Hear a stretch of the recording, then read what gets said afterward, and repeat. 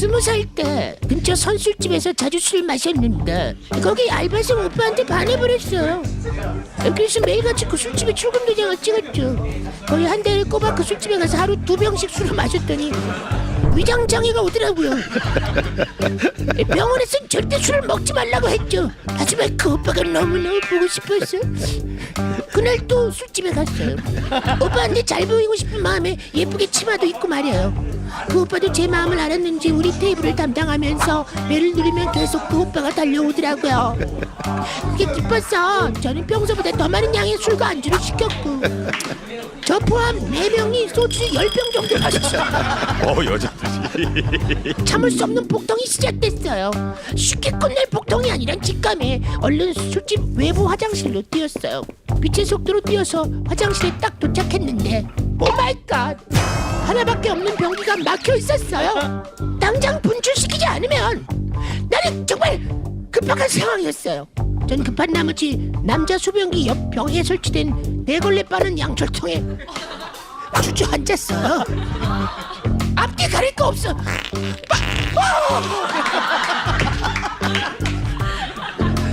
그리고 볼일을 봤죠. 다행히 치마를 입고 있어서 누가 봐도 저는 대걸레 빠는 곳에 쉬려고 앉아있는 모양새였죠. 그런데 잠시 후 누군가 화장실 문을 열고 들어왔어요. 그건 다름 아닌 나의 오빠였어요.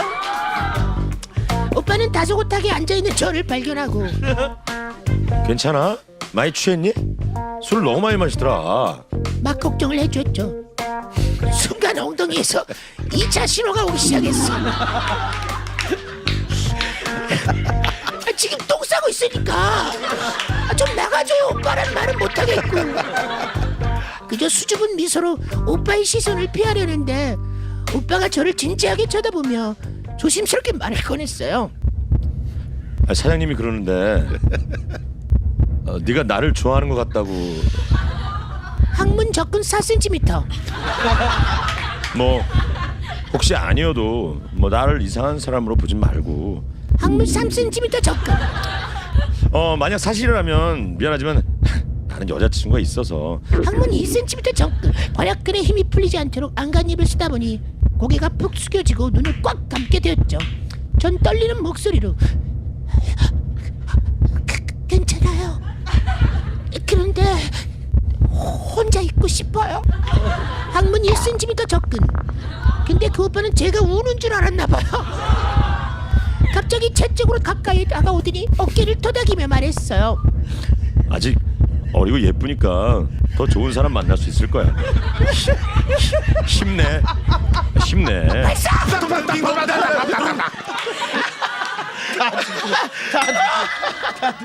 저는 미친 듯이 발사하고 꼭 감았던 눈을 살짝 떴는데 오빠는 제 어깨를 한번 토닥여 주더니 화장실을 나갔어.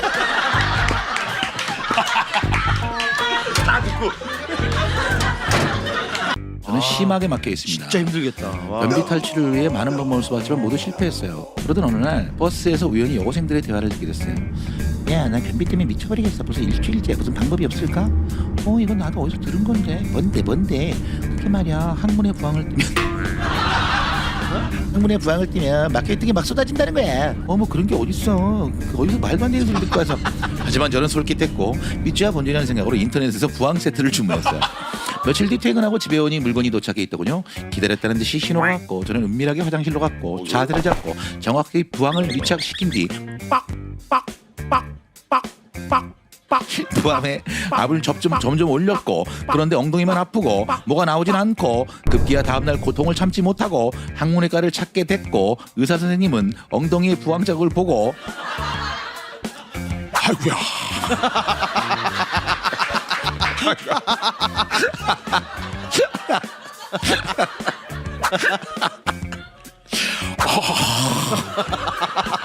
아이고 이게 아이고야 환자분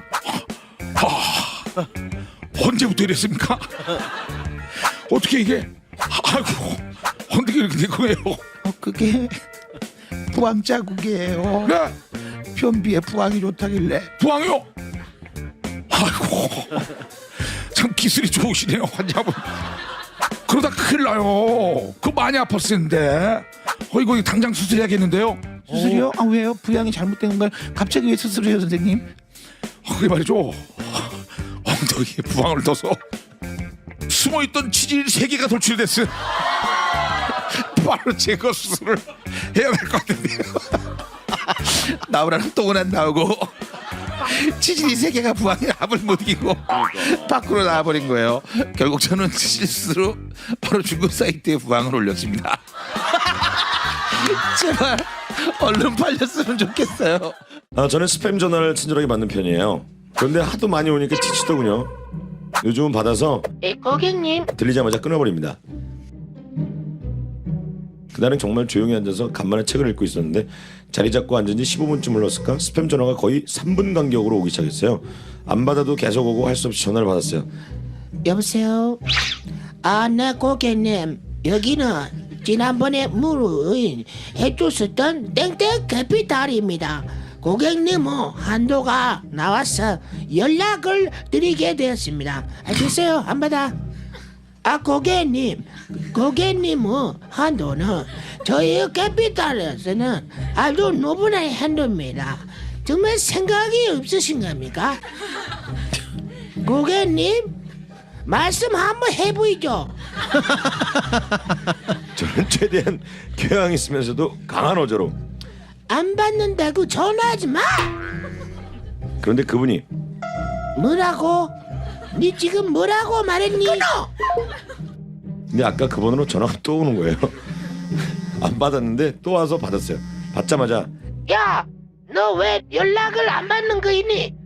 너 왜 반말 따고야? 너 말 좀 해보라. 안 받는다고 했잖아. 근데 너는 왜 반말이세요? 이 에미나이 진짜 너 오늘 내한테 한번 혼 좀 나보게. 저는 또 전화를 끊었습니다. 그리고 전화가 10번쯤 더 왔는데 안 받았더니 문자가 오더군요. 받으라.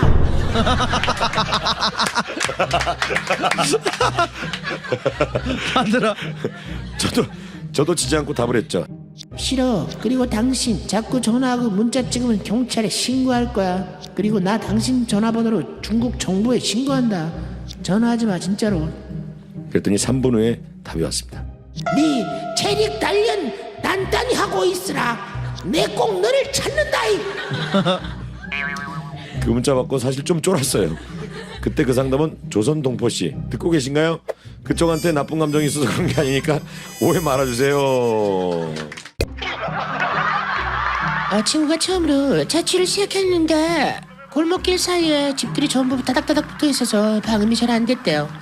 밤마다 옆집에서 TV 보는 소리에 떠드는 소리에다가 심지어 그 집 아들 여친이랑 통화하는 소리까지 들려 잠을 잘 수가 없었죠. 참다 어느 날 밤 TV 소리가 시끄러워서 잠을 잘 수가 없자 창문을 열고 소리쳤어요. 아저씨! TV 소리 좀 줄여주세요!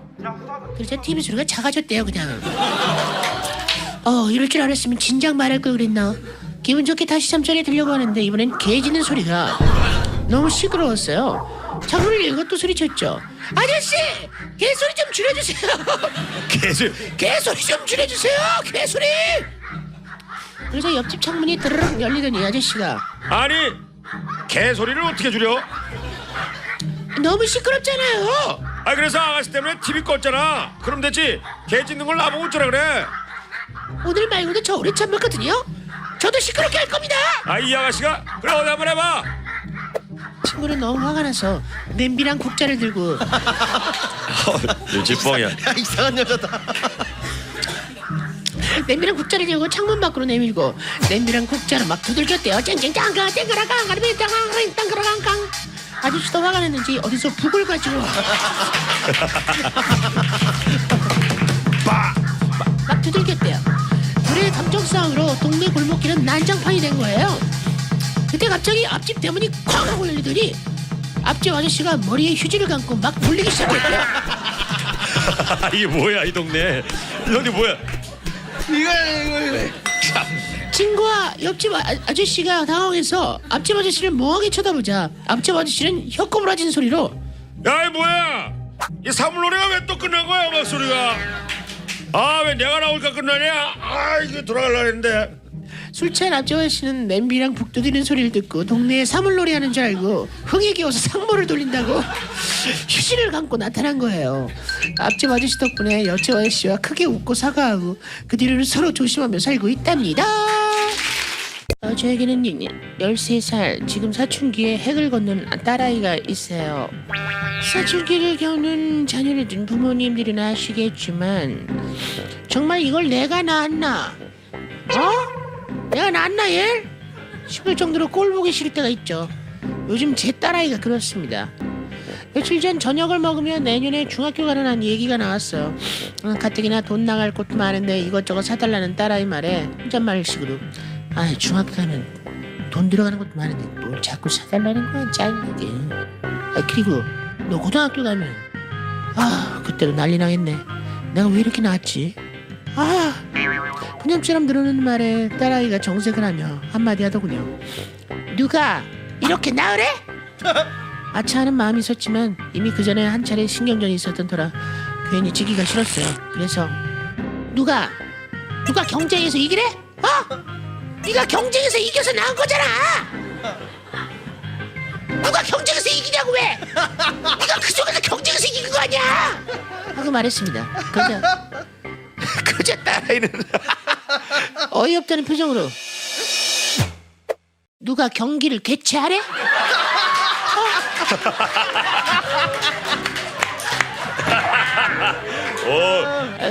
딸아이 할 말에 말을 잃었어요. 요즘 퉁퉁거리고 다 큰 것처럼 행동하지만 아직 엄마 눈에 아기처럼 보이는 딸내미. 엄마가 세라간다. 남편이 어렸을 때 일입니다. 남편이 하얀 우유 아이스크림을 먹고 있었죠. 그런데 그만 맛있게 먹던 하드를 땅바닥에 떨어뜨리고 말았어요. 남편은 하드가 너무 아까웠어요. 어린 마음에 다시 주워서 아버지한테 내밀었습니다. 아버지는 말없이 아이스크림을 받아서 밑동부터 쭉 빠셨어요. 남편은 자신이 너무도 먹고 싶었던 아이스크림에 묻은 흙을 아버지가 손수 입으로 발라내주시는 모습을 보고 감동을 받았다고 합니다. 그런데 갑자기 아버지가 하드를 던지면서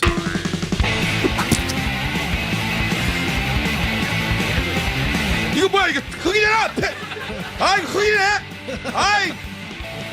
이거 뚱돼지 만지 알고 먹었더니 이거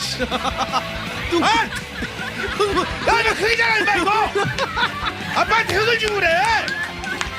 나 뚱돼지 만지 알았더니 아빠한테 흙을 줘 임마.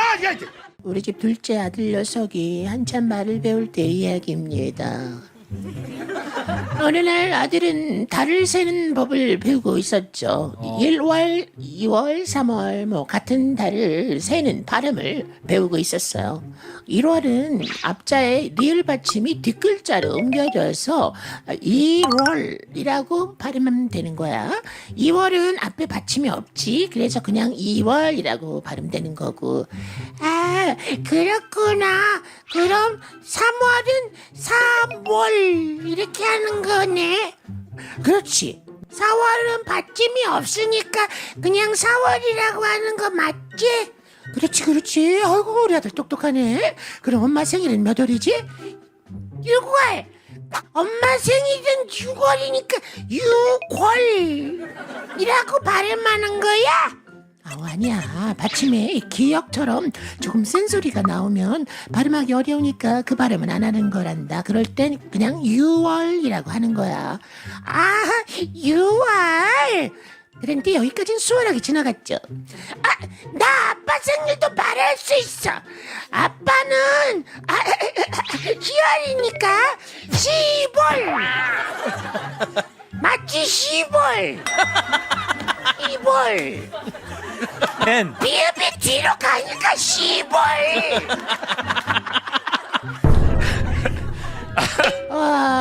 발음하기 힘들어 생략된다는 것을 비읍이 알려주기도 전에 아들 입에서 나온 한마디에 모두가 빵 터졌습니다. 와, 아빠 생일은 10월. 아빠 생일 10월이다. 뭔가 기분이 이상해진 아빠를 제외하고 모두는 행복했어요. 저희 와이프는 아직도 제 앞에서 옷을 갈아입지도 않고 방귀도 트지 않을 정도로 매사에 부끄러움이 많고 교양이 넘치는 여자입니다. 그날도 하루 일을 마무리하고 잠을 자려고 불을 끄고는 자리에 누웠는데요. 갑자기 와이프가 이렇게 말합니다. 여보, 우리 짝짓기 할까? 교양이 있으셔서 이렇게 표현을 했나?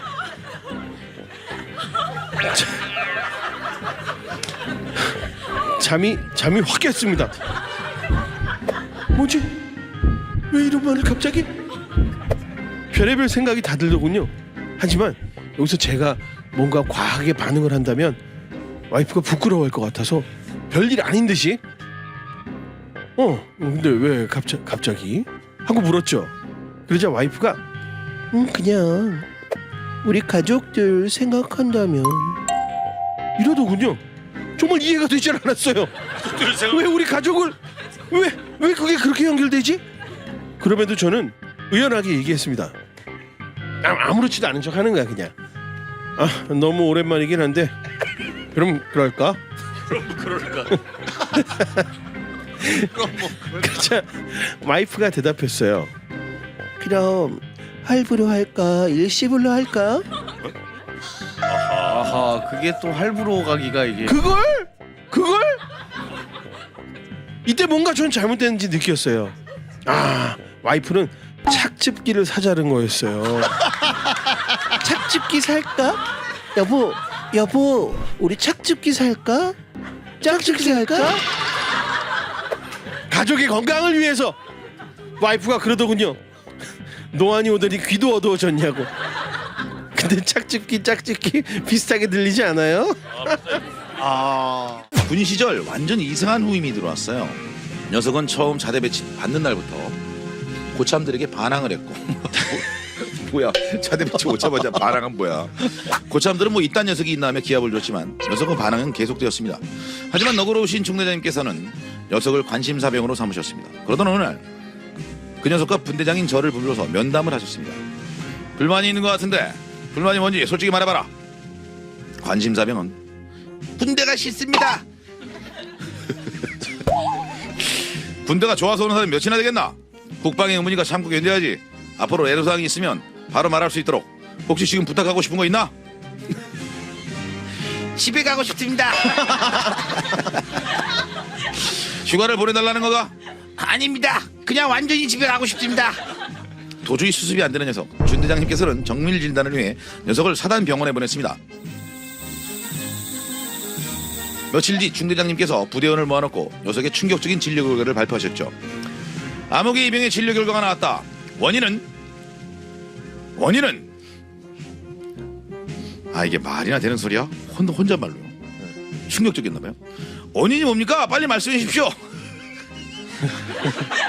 원인은 사춘기다.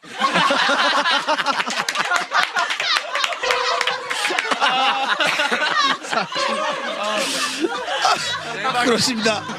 보통 10대 후반 중후반에 겪는 사춘기는 녀석들은 남들보다 늦게 겪고 있었던 거예요. 칠풍노도의 시기라서 이유 없이 발악을 한 거죠. 믿어지지 않지만 진료 결과가 그렇기 때문에 부대원들은 녀석이 탈선하지 않게 많은 관심을 가졌고 배려를 해줬습니다. 그 녀석은 결과 사춘기와 군생활을 성공적으로 보낼 수 있었어요. 저는 올해 34살을 꽉 채운 싱글녀예요. 애주가라서 술을 밥보다 많이 먹어요. 기분 좋으면 기분 좋아 마시고 우울하면 우울해서 마시고 비가 오면 비가 와서 마시고 어떤 핑계를 만들어서 마셔요. 그런데 친구랑 술 한잔 했어요 그날도. 참고로 저는 소주를 꼭 물과 함께 먹어요. 소주 한 병 마시면 꼭 물 한 통을 마셔야 돼요. 그게 제 스타일이거든요. 그래서 화장실을 자주 들락거려요. 그날은 친구랑 둘이서 소주 7병을 마셨어요. 물도 7통을 마셨죠. 7통.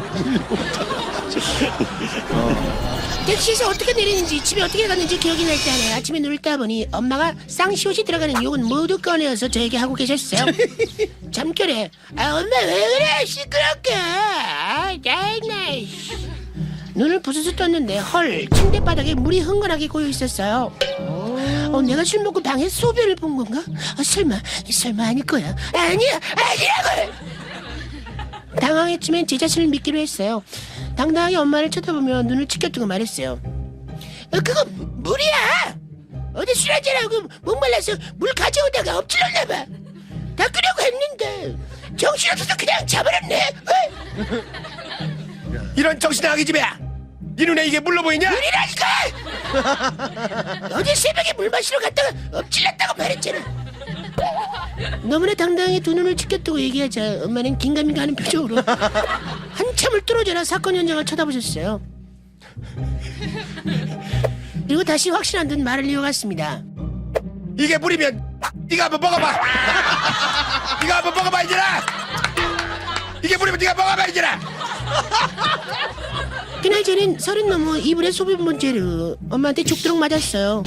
엄마 우리는 꼭 똥 좀 가릴게요.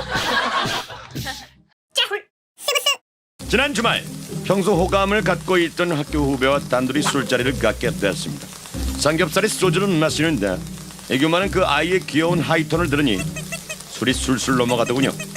정신이 몽롱해졌어요. 여자애도 업됐는지 신나 보였고 저도 행복했습니다. 삼겹살집을 나와서 택시를 탔어요. 같은 방향이라 저 먼저 내리고 후배는 계속 타고 갔어요. 술 기운이 기분이 좋아서 밤하늘을 구경하러 저희 집 옥상으로 올라갔습니다. 그때 후배에게 전화가 왔어요. 오빠 어디에요? 나 잠깐 옥상 왔어. 잘 가고 있어? 옥상을 왜 갔어? 왜? 거기 꼼짝 말고 있어요? 얼마 후 그 아이가 허겁지겁 옥상으로 진짜 왔더군요. 제가 술 먹고 사고라도 칠까봐 걱정돼서 왔다는데 귀엽기도 하고 고맙기도 하고 아무튼 이뻐 보이더군요. 다시 택시 태워 보내고 집에 들어왔어요. 사각 팬티만 착용한 후에 술 기운에 비틀대며 거실로 향했습니다. 나는 너무 더워서 거실에서 들어놓을 생각이었어요. 근데 아까 택시 태워보낸 후배가 거실에서 뻗어서 자고 있는 게 아니겠어요? 안방에 부모님도 계시는데 여자애가 집에 와서 술 먹고 뻗어서 자고 있는 걸 엄마가 알게 된다면 생각만 해도 끔찍했습니다. 저는 황급히 다가가서 여자애를 흔들면서 아주 다급하게 그러면서도 안 들키게 소곤소곤 말했습니다. 야, 얘 너 뭐 하는 거야? 미친 거 아니야? 엄마 알면 나 죽어. 야 빨리 일어나 빨리. 하지만 그 아이는 꿈쩍하지 않았어요. 저는 일단 제 방으로 옮기려고 길을 썼습니다. 많지 않은 여자애는 꼼짝도 하지 않았습니다. 아무리 안아서 들려고 해도 역부족이었고 위기 사태에 다급해졌습니다. 야 빨리 일어나봐. 나가자. 야 일단 내 방으로 가자. 야 일어나. 방으로 가면 더 위험한 건데 그거. 선택을 잘못하고 있네. 그러자 그 여자애가 벌떡 일어나 앉으면서 저에게 굉장히 충격적인 말을 했습니다. 뭐라 그랬어요? 나 네 애미다 이 새끼야. 이 새끼가 이제 술 먹고 애미 얼굴도 보더라고. 나 네 애미라고 이 자식아. 너 미친 거 아니야?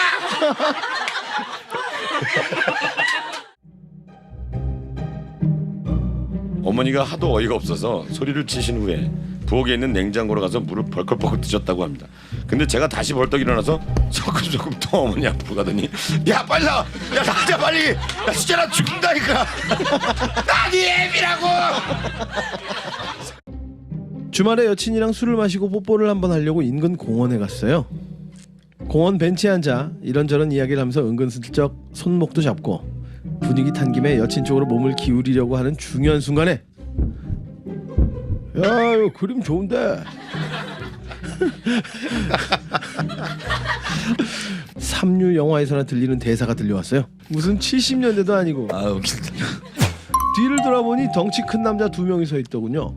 여친 앞이라 주눅든 모습을 보이면 뽀뽀를 못할까봐 그 남자들에게 용기 있게 말했습니다. 뭐 하는 자식들이야? 무리수인데요. 무리수예요. 야 뭐 자식 야 여자 앞이라고 너무 세게 나온 거 아니야? 그 말에 몸이 약간 움츠러들었어요. 여친은 놀라 막아서면서 오빠 그냥 집에 가자 상대하지 말고 못 이기는 척 뒤돌아서 가려는데 시비 거는 두 놈 중에 한 놈이 달려와서 손바닥으로 뒤통수를 빡 치는 거예요. 아프진 않았지만 기분도 나쁘고 여친도 보고 있고 혼자 있었으면 죄송합니다. 제가 뭘 잘못했습니까? 아프진 않았지만 기분도 나쁘고 여친도 보고 있고 해서 욱하는 마음에 두 눈을 질끈 감고 양손을 수영하듯이 마구 휘둘렀어요. 그러다 뭔가 주먹에 맞는 느낌이 들었어요. 꽤 세게 맞은 것 같았어요. 그리고 한 놈이 쓰러지는 느낌이 나서 눈을 떴는데 이상하게 여친이 바닥에 누워 있었어요. 저치를 때렸어.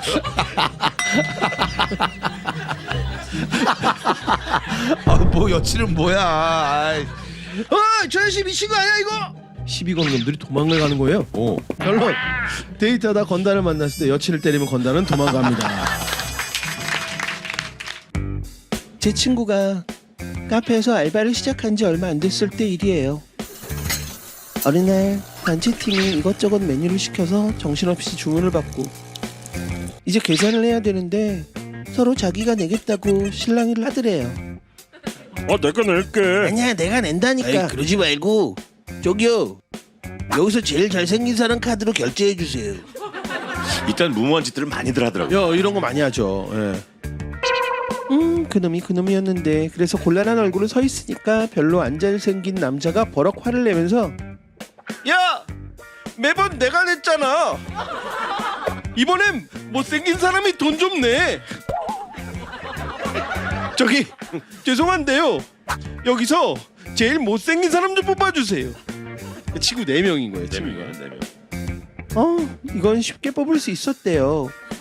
공손하게 두 손을 모아서 끝쪽에 있던 제일 못생긴 사람을 가리켰는데 그 손님께서는 표정이 일그러지시더니 저 일행 아닌데. 다음 계산하려고 줄 서 있었던 거야 이렇게. 일행이 아닌데. 일행 아닌데요.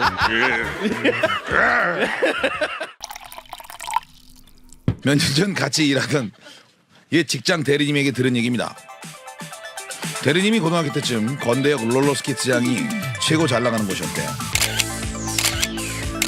한껏 멋을 내고 롤라장의 여자들 시선을 의식하면서 신나게 롤러스케이트를 타고 있는데 갑자기 급신호가 오더래요. 좀 참을까 하다가 신호가 점점 요란해져서 화장실로 달려갔습니다. 그런데 이런 된장, 화장실 문고리가 고장이 나 있는 거예요. 게다가 팔을 뻗어도 문이 잡히지 않는 거리에 변기가 놓여있더래요. 잠시 어떡할까 고민하다가 대리님은 바지에 허리띠를 풀어서 손잡이에 메고 그걸 꼭 붙잡은 채로 이를 볼일을 보기 시작했답니다. 벨트를 풀러가지고 예, 고리에다 걸어서. 걸고 난 벨트를 참 잡고. 머리가 좋은 놈이야. 혼자 흡족해하며 마음 편히 볼일을 보고 있는데 갑자기 바깥에서 요란하게 노크를 하는 소리가 나시더니 문이 확 열리더래요. 그와 동시에 변기에 앉아있던 대리님은 문 손잡이에 메어놓은 허리띠를 따라 앞으로 확 쏠렸고 딸려가지 않으려고 다리에 힘을 주며 일어서자 신고 있던 롤러스케이트가 굴러가면서 대리님은 그대로 화장실 밖으로 바지는 무릎까지 내리고 그 이후로 대리님은 롤라장을 안 가요.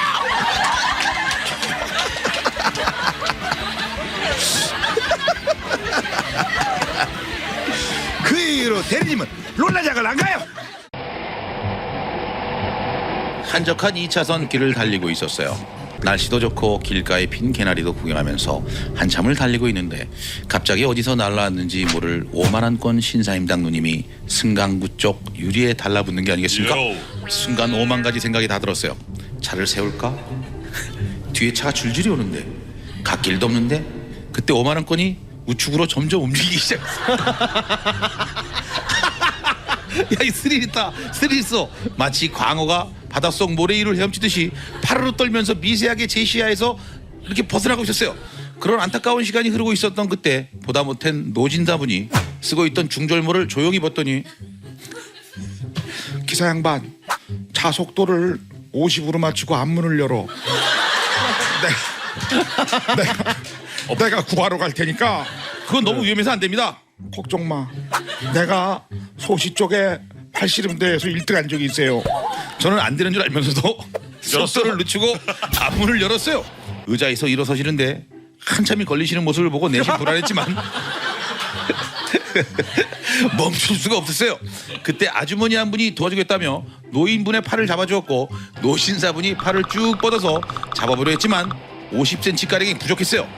닿을 듯 말 듯하는 그때 짝 소리와 함께 길가의 개나리가 어르신 얼굴을 강타했어요.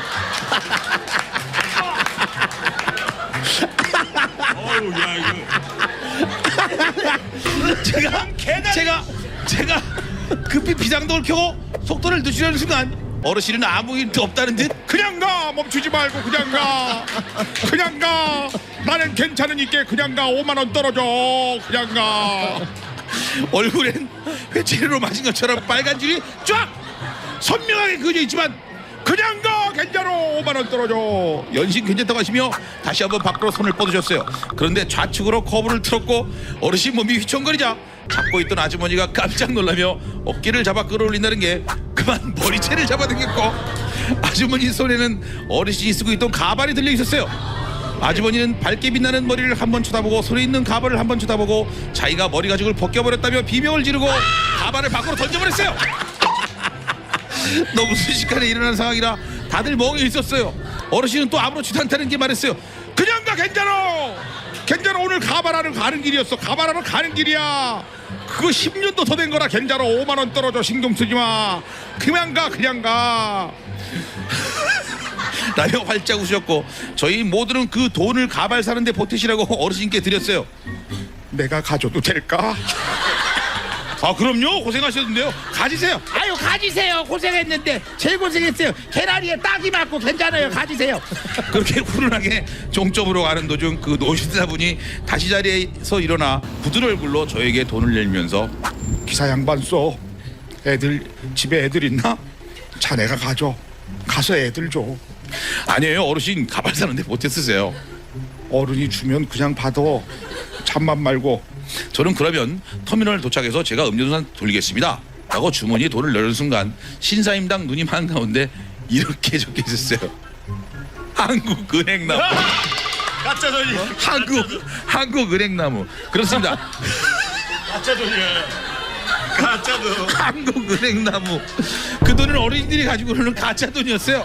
와 정말 똑같았어요. 당장 일어 슈퍼로 달려가서 물건을 사도 될 만큼 똑같았어요. 우린 지금 뭘 한 걸까요? 그 사건 이후로 저는 버스에 타고 계시던 다른 승객분들의 신고로 운행 정지 한 달이 내려졌고 지금 방바닥을 뒹굴거리고 있어요. 이 사연을 그때 그 노신사분과 아주머니에게 바칩니다.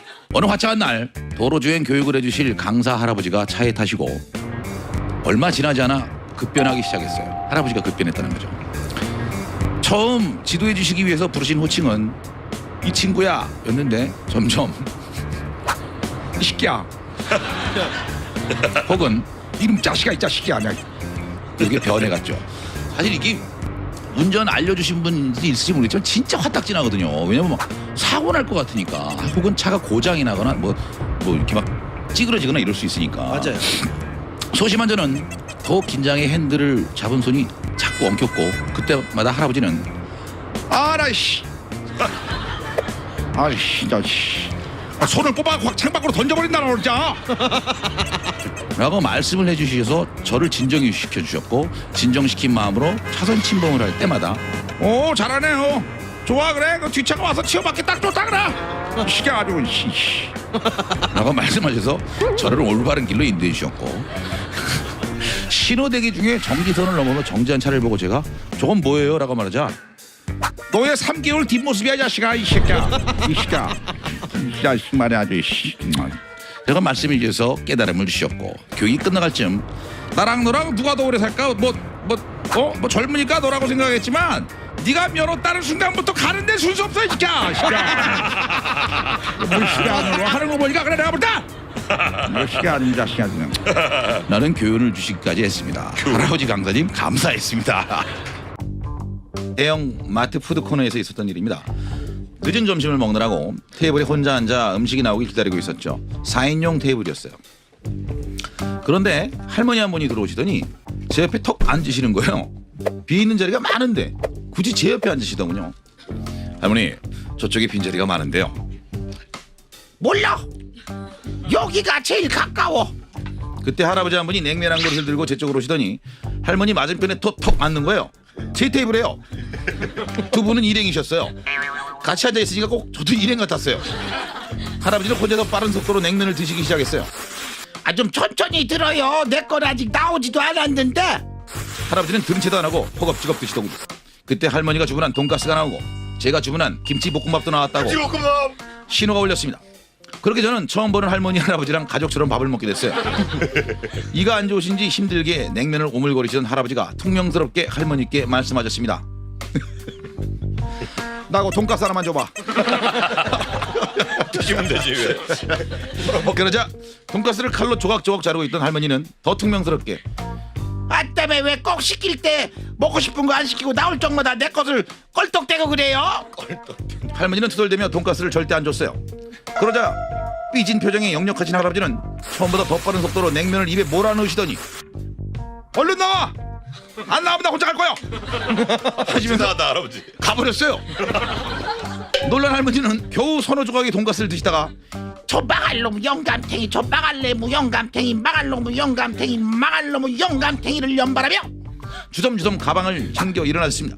하지만 할아버지는 금세 보이지 않으셨고 할머니는 급한 마음에 종종곰으로 따라가셨죠.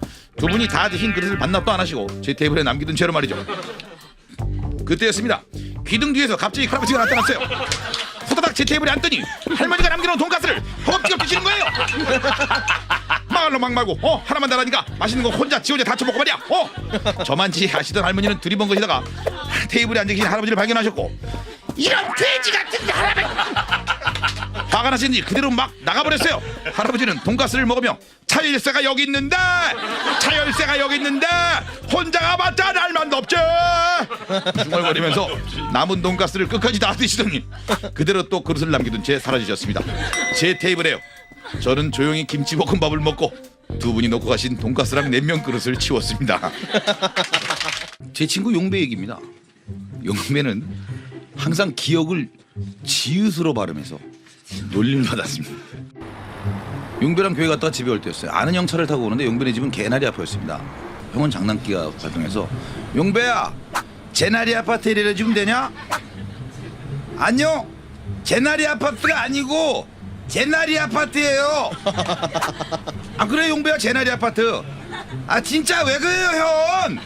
제나리 아파트라고요. 얼굴까지 읽어드리면서 용배는 또 막 제나리 라고 하더군요. 용배 학교에서 별명은 지우개였어요. 지우개를 자꾸 빌렸거든요. 야 지우개 좀 빌려줘 이렇게요. 그날도 친구들이 용배를 놀렸습니다. 야 지우개 하지마. 야 지우개 빌려줄까? 하지 말라니까. 지우개 매로 정말 화가 난 용배는 친구들에게 향해 외쳤습니다. 이 제새끼야.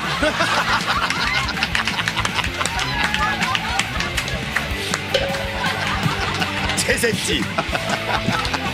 나쁜 제새끼. 그날 이후 별명은 제새끼로 바뀌었습니다. 몇 년 전 이사 가려고 부동산에 방을 내놨어요. 주말에 부모님은 외출하시고 형이랑 둘이 집을 지키고 있었죠. 전 컴퓨터 게임을 하느라 똥 마려운 걸 참아가며 하고 있었는데 어느 순간 갑자기 장이 미쳐 날뛰었어요. 게임이고 뭐고 당장 화장실로 엉금엉금 걸었죠. 그런데 그 자세로 제 방문을 열고 나왔을 때 저와 똑같은 자세로 화장실로 향하는 형을 발견했어요.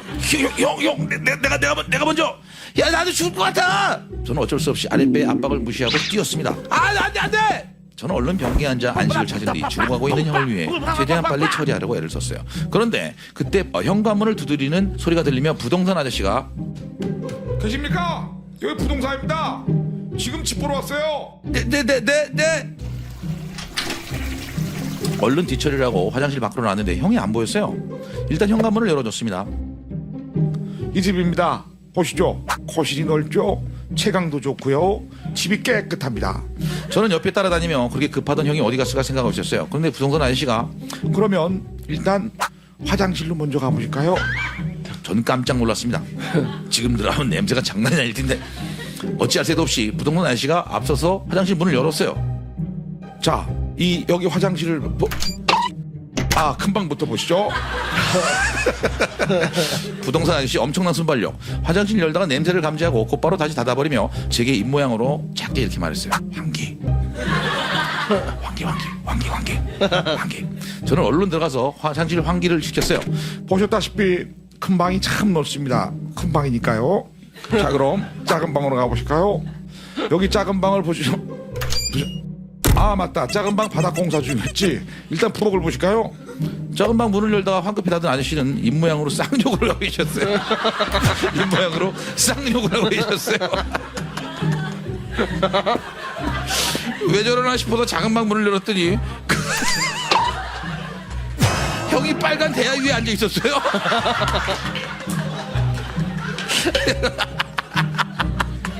형 미쳤어? 야 그거 어떡하냐 쌀 것 같은데 미안해 휴식 좀. 정말 충격적이었어요. 그러면서 한편으로는 부동산 아저씨 엄청난 순발력에 감탄을 했어요. 아저씨는 가면서 몹시 화를 냈어요.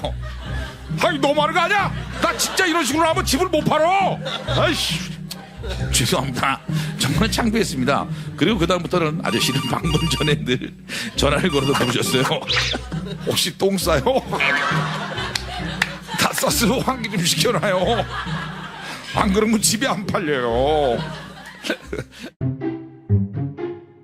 선생님께서는 특이하게 정자를 의인화하셨어요.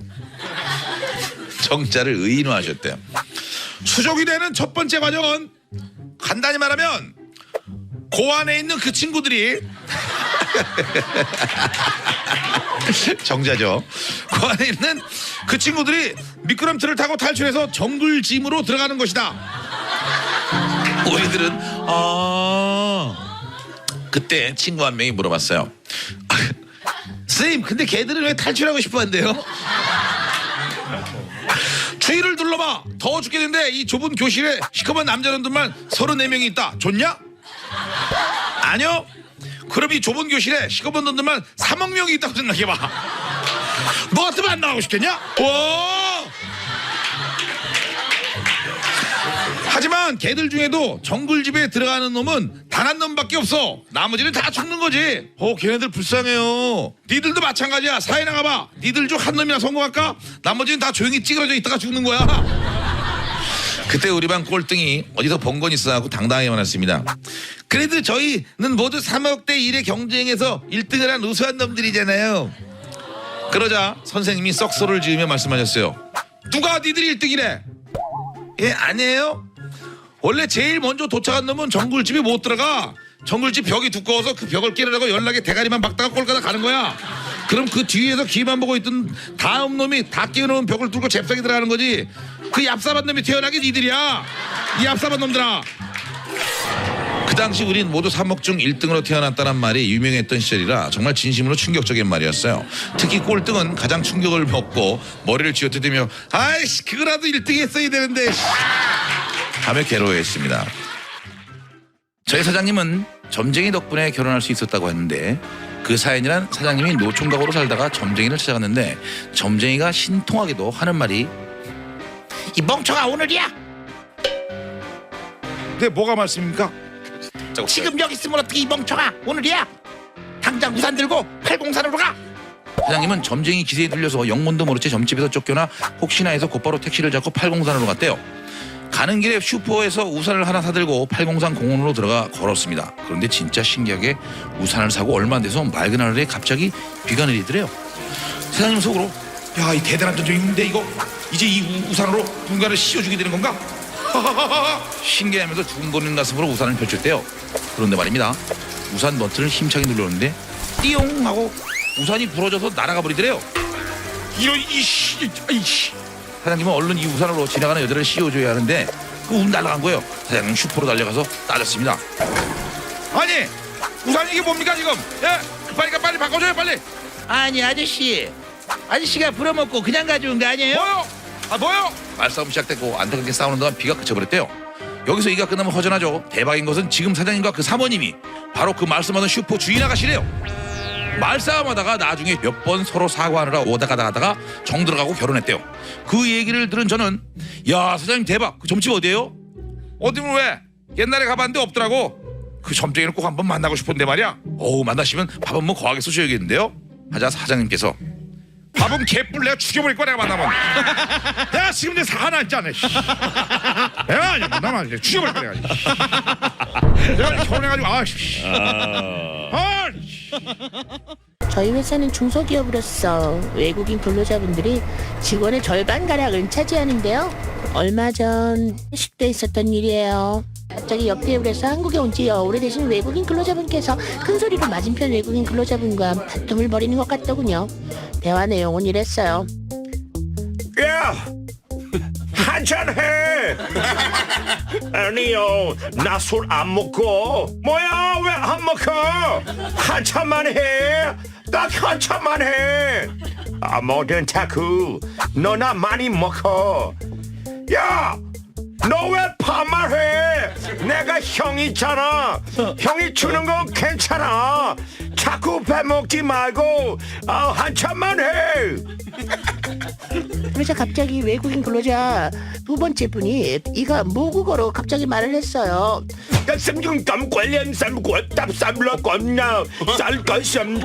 중국 중국?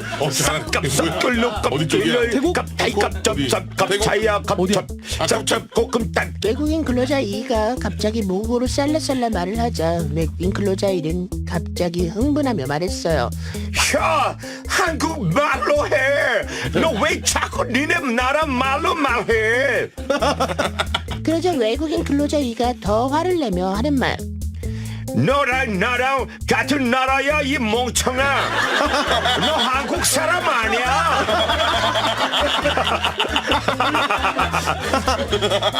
그 말에 주위 사람들이 막 웃자 외국인 근로자 일이 하는 말.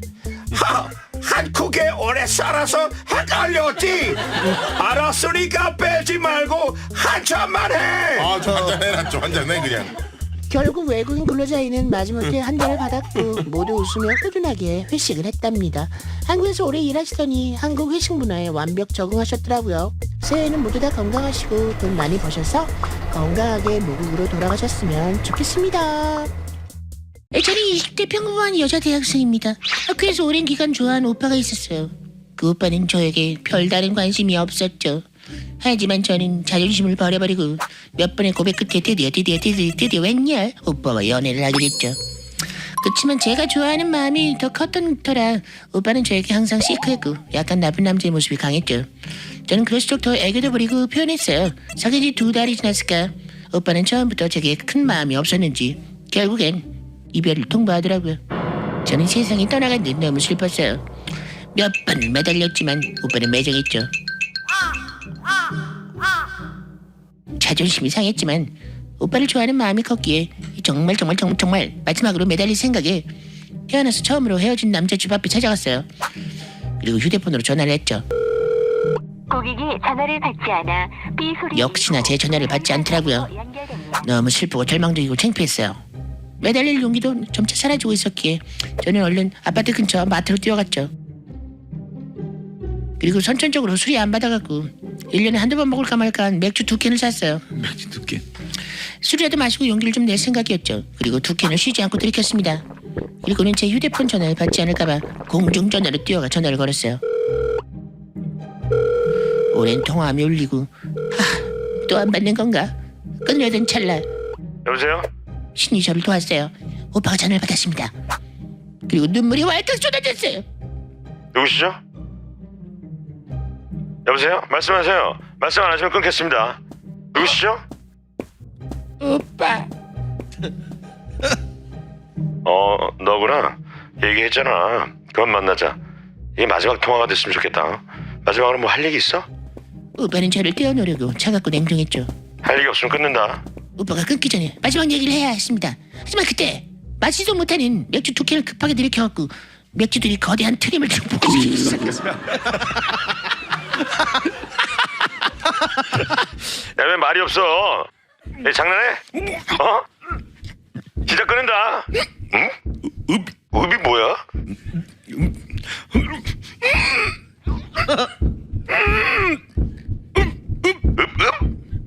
참고 또 참았지만 결국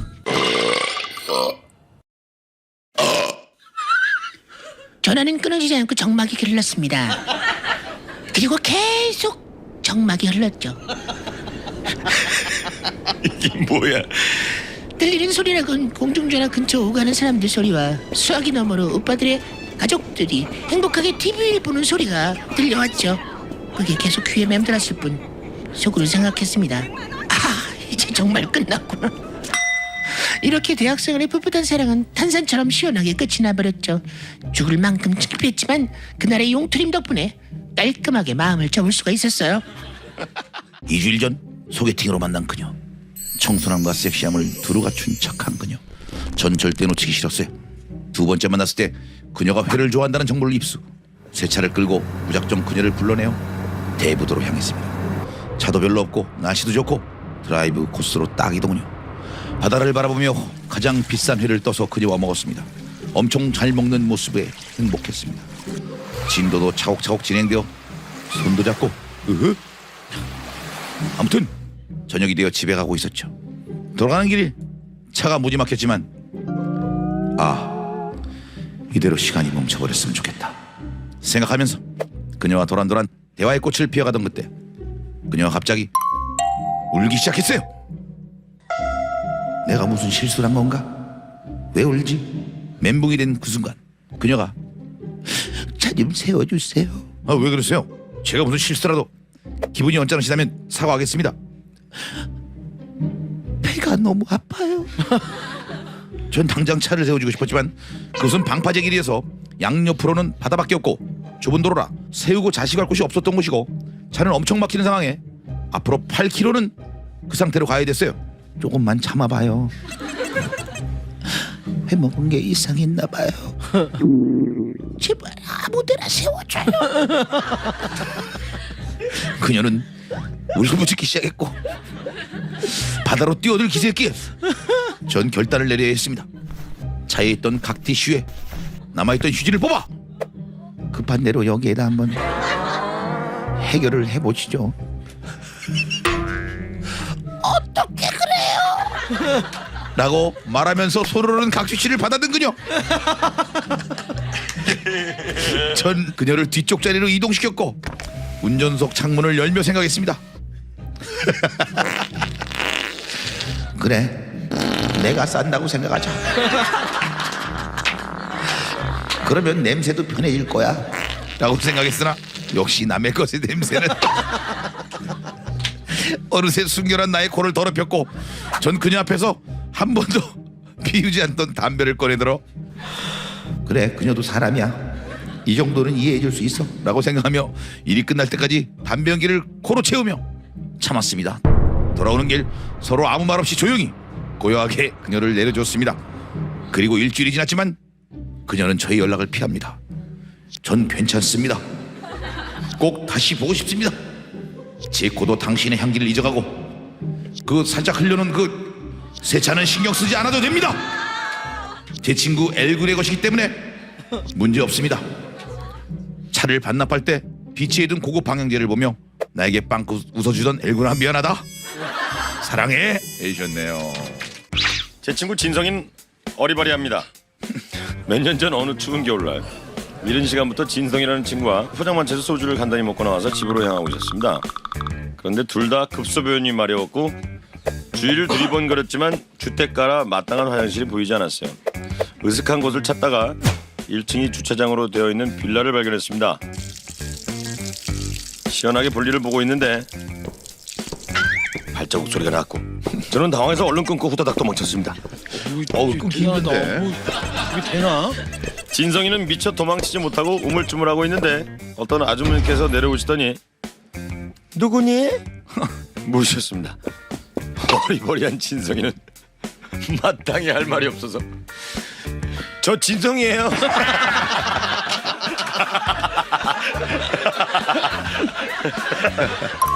근데 그 아주머니께서 대답한 말이 네가 진성이구나. 왔으면 얼른 들어와야지. 여기서 뭐하고 있었어? 춥지? 얼른 들어가자.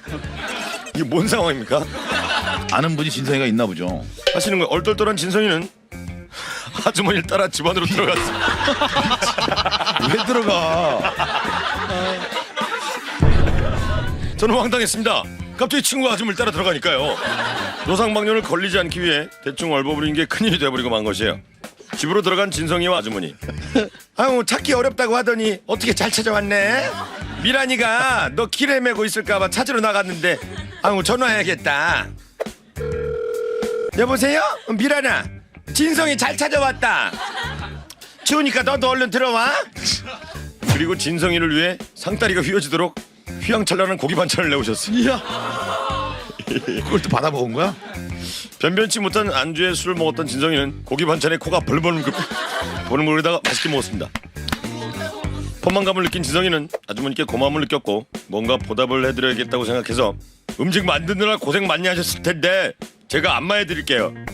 뭐야? 정성껏 안마를 해드리고 아주머니 설거지 하시는 걸 도와드렸습니다. 참. 미란이 오기 전에 나가야지. 밖에서 저는 안절부절 못하며 기다리고 있는데 계속 기다리고 있었어 밖에서. 진성이가 나오지 않자 걱정돼서 전화를 했습니다. 야, 너 어떻게 된 거야? 몰라. 갑자기 데리고 들어갔더니 몰라.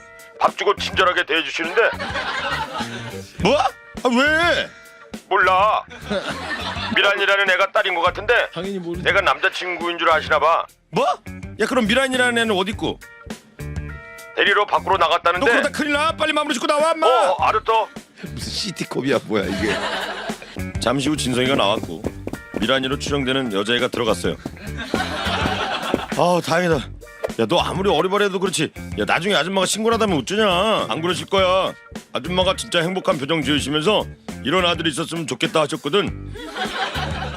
며칠 뒤 저 혼자 그 빌라 근처를 지나가는데 이런 벽보가 붙어 있었습니다. 주차장에서 또상방뇨한 또 다른 진성아, 효심지극한 너의 모습에 꼭 미란이의 남자친구가 되었으면 하는구나. 이 글을 보면 꼭 밑에 핸드폰 번호로 연락해라. 010 땡땡땡땡땡땡 미란이 엄마가. 야, 대박. 저희가 다녀간 뒤로 미란 씨의 진짜 남자친구가 왔는데 아주머니 마음에 들지 않으셨나 봐요. 진성이한테 바로 얘기해줬는데 오랜 생각 끝에 진성이는 전화를 하지 않았습니다. 제가 미란이 얼굴을 확인했거든요. 야, 안 하는 게 나을 것 같아. 그냥 그때 얻어먹은 걸로 말아야 될 것 같아. 못 믿으시겠지만 싫어합니다. 동네 목욕탕에 갔습니다. 카운터에 키를 받아 타르시에서 옷을 벗으려는데 타르실 한쪽 구석에 얼핏 보아 100세쯤 보이는 할아버지 한 분이 바닥에 앉은 채로 힘없이 주섬주섬 옷을 입고 계셨어요. 그런데 어찌나 힘겨워 보이시던지 내복 바지를까지는 입었는데 내복 상의를 입으시면서 끙끙거리시고 계셨어요.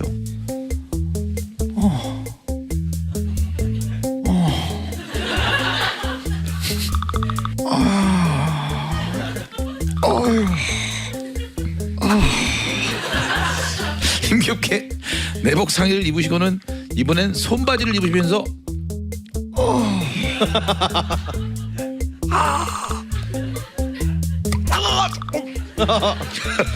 아이고. 가만보니 아직 양말에 니트랑 점퍼 목도리도 보이고 저러다가 옷 입다가 쓰러지실까봐 걱정이 됐어요. 어르신 제가 좀 도와드릴까요? 괜찮아. 나 혼자 할 수 있어. 나 혼자 할 수 있어. 저는 어찌할 도리가 없었지만 그렇다고 못 본 척하기도 그래서 조금 떨어진 곳에서 할아버지를 지켜보기로 했어요. 혹시라도 도움이 필요할까 해서요. 그렇게 얼마나 흘렀을까.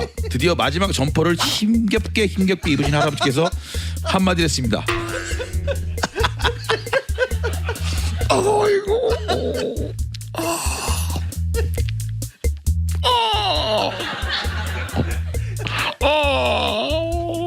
팬티를 안 입었네.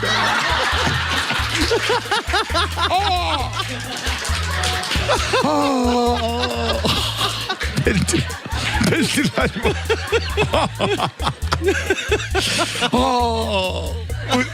언제 다 벗나? 웃으면 안 되는데 그 상황이 너무 웃긴 거예요. 그러고 보니 할아버지가 팬티 한 장이 덩그러니 바닥에 있었습니다. 잠시 후 할아버지는 옷을 벗기 시작했어요.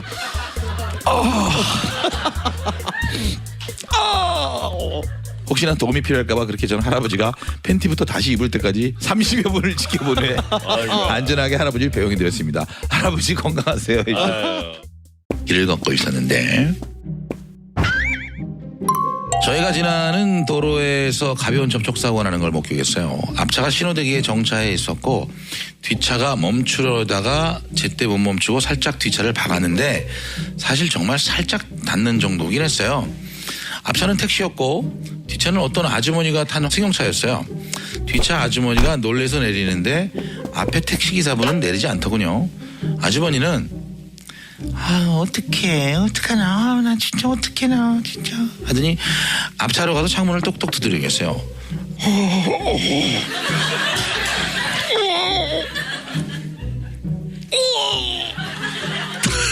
하고 계신 거예요. 사실 누가 봐도 정말 살짝 본 건데 살짝 받았는데 아저씨가 좀 오버라고 생각했어요. 아니 기사님 좀 내려보세요. 괜찮으세요? 아줌마가 재촉하자 신음소리를 내던 기사님이 겨우 내려주셨어요. 그러면서 내리면서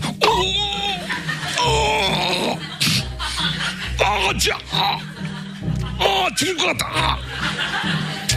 아저씨 금방이라도 쓰러질다며 몸을 잘 가루지 못할 정도였어요. 사고에 비해 너무 오버하는 표정이었어요.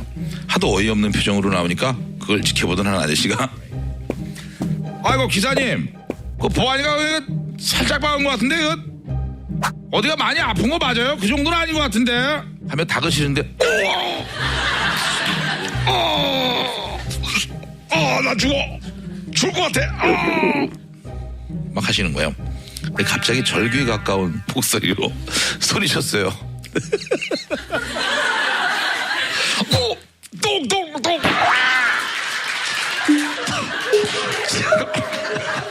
지금 막 똥이 나오려고 하는데 근데 아까부터 참고 있었는데 그때 뚝 받아가지고 멈추는 바람에 더 급해 화장실 안되지 급증 건물로 뛰어들어갔어요. 아저씨는 사고의 고통이 아니라 똥 때문에 그러셨던 거예요. 다행히 편안한 표정으로 나오신 기사님은 별거 아니니까 그냥 가시라고 가세요. 후련하다. 가세요. 괜찮습니다. 네, 굉장히 마음이 편해졌어요 하시면서 보내주셨어요. 저는 기분이 좋게 자리를 떴어요.